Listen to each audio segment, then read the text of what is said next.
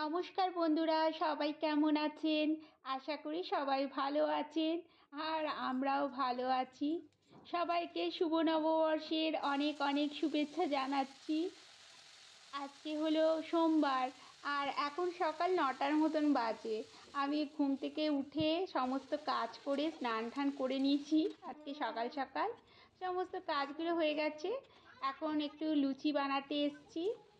একটু আলুর তরকারি আর লুচি বানাচ্ছি, কারণ আজকে তো নিউ ইয়ার, একটু স্পেশাল তো হতেই হবে বলুন। লুচি তরকারি আর সাথে একটু মিষ্টি না হলে হয় না, ওই জন্য শনপাপড়ি ছিল, ওটা দিয়েই আমরা এখন ব্রেকফাস্ট করব, তারপর রান্না বান্নায় যাব। আমি রান্নায় চলে এসেছি আর মিষ্টি একটু সামনেটা খেলছে ওর ফ্রেন্ডদের সঙ্গে। ওকে স্নান টান করিয়ে দিলাম আর করিয়ে আমি রান্নাতে চলে এসেছি। কালকে বাজারে গেছিলাম, তখন একটু পনির এনেছিলাম। আজকে পনিরের তরকারি করব আর একটু ভাবছি গোবিন্দভোগ চালের পোলাও বানাবো। পনিরের তরকারির জন্য মশলাটা আগে করে নিলাম। একটু পেঁয়াজ, 2-4 কোয়া রসুন, টমেটো, শুকনো লঙ্কা, একটা কাঁচা লঙ্কা সব দিয়ে একটু ভেজে নিলাম। আর এখন কয়েকটা আমন্ড বাদাম আর কাজু বাদাম দিয়ে পেস্ট করে নেব। কড়াইতে আবারও ওই সেই কড়াইতে একটু গোটা জিরে, একটু বাটার আর একটু আদা রসুন পেস্ট দিয়ে ভালো করে নাড়বো। বেশ আদা রসুনের গন্ধটা যেন একদম চলে যায়, বেশ ভাজা ভাজা গন্ধ হয়ে যায়। তারপর আমি ওই পেস্ট যেটা করেছিলাম সেটা দিয়ে দেব। আর এই পনিরের তরকারিটাও একদম ইজি। আমি না পনির মানে কোনো সময় ভেজে খুব কমই দিই, বেশিরভাগ কাঁচা অবস্থাতেই খেতে বেশ স্বাদ হয় আর নরমও থাকে।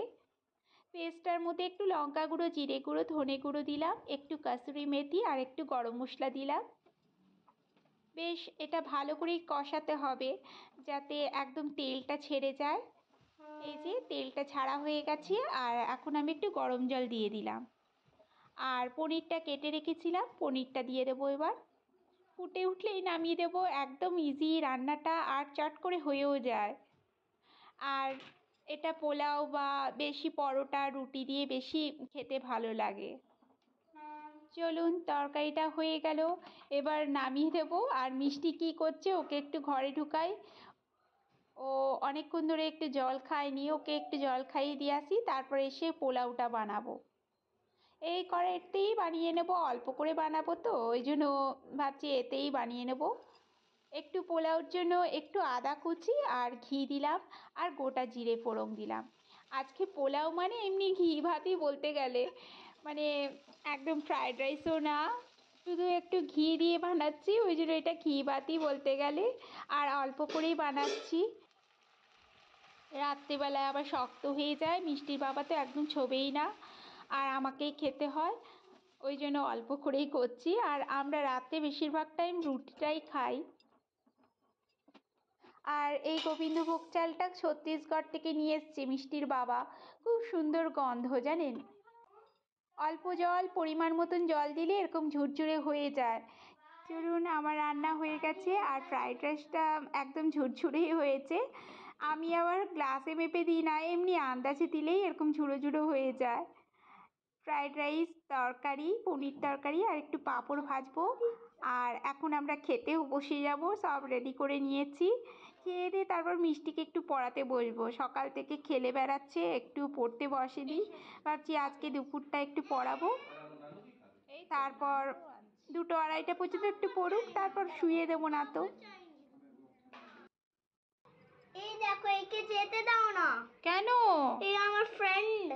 কে ফ্রেন্ড? পিঁপড়েটা আমার ফ্রেন্ড একটা। আমাদের খাওয়া দাওয়া হয়ে গেছিলো আর মিষ্টিকে একটু লিখতে বসিয়েছি, হিন্দিতে নতুন বুকসগুলো দিয়েছিল। আর ও লিখতে লিখতে দেখুন একটা পিঁপড়ে যাচ্ছে, সেটাও নাকি তার ফ্রেন্ড। আসলে একা ছেড়ে দিলে, মানে একা যদি পড়তে বসানো হয় বাচ্চাদের, এরকমই কত রকমের ফ্রেন্ড, কত রকমের খেলা করতে করতে পড়াশোনা করে বলুন।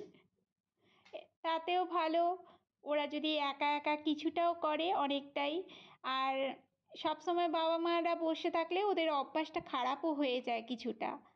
হ্যাঁ, যেটা দেখানোর থাকে সেটা দেখানো উচিত, কিন্তু পাশে সব সময় বসে থাকলে এটা খুবই প্রবলেম হয়ে যায়, যেটা আমাদের এখন মিষ্টি স্কুল থেকে বলে দিয়েছে যে বাচ্চাদের কিছুক্ষণের জন্য একা ছেড়ে দিন, যাতে ওরা একা একা লেখার প্র্যাকটিসটা করতে পারে।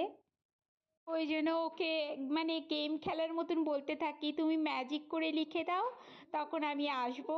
একটা সময় নির্ধারিত করে দিই যে এই টাইমের মধ্যে আমি আসবো, তুমি ম্যাজিক করো। সেটা আপনারাও একবার, যাদের ছোট বাচ্চা আছে, একবার করে দেখতে পারেন।